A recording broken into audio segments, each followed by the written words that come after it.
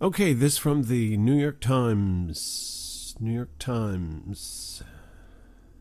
This is, this was posted October 31st, 2018, so that's 2 days ago. Okay, this is entitled Inside What Even an Ally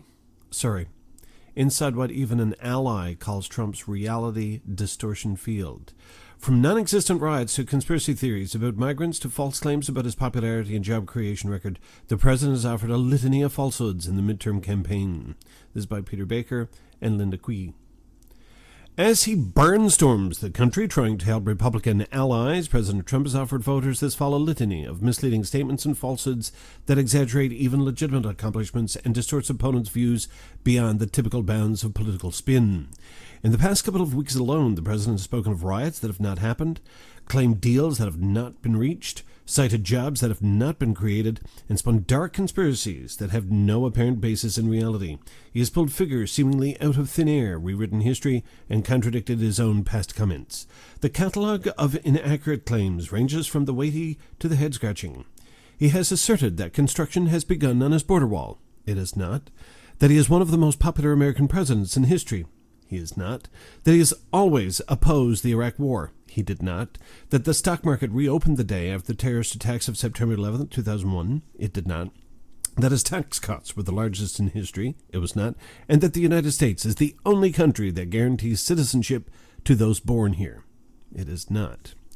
As he embarks on a final 8-state 11 rally blitz before Tuesday's midterm elections, Mr. Trump has hammered Democrats not just for their actual policy positions, but for some they have not taken. He accused them without proof of helping to orchestrate a caravan of Central American migrants, complained that Democrats had opposed opioid legislation when in fact they universally voted for it, and asserted that they would not protect patients with pre-existing conditions, even though that was at the heart of President Barack Obama's healthcare program.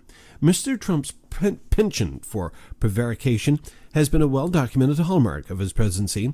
He dismisses journalists who point out his falsehoods as nitpickers who do not understand that he is speaking a larger truth that resonates with many Americans.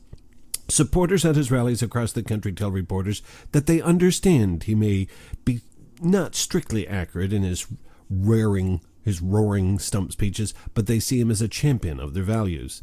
Still, even some in Trump's orbit acknowledge that this campaign season has brought out a torrent of untruths that they worry distracts from a record that he should be proud to outline factually.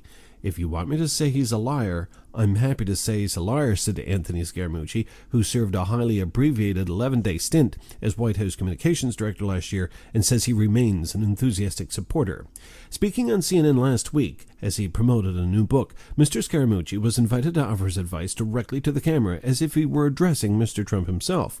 You should probably dial down the lying, Mr. Scaramucci said, because you don't need to do it. You're doing a great job for the country. Mr. Scaramucci said the president created his own truth for the purpose of storytelling. He definitely has a reality distortion field around himself where he curves facts toward himself, Mr. Scaramucci said on NBC's Today Show. He's living in a bubble.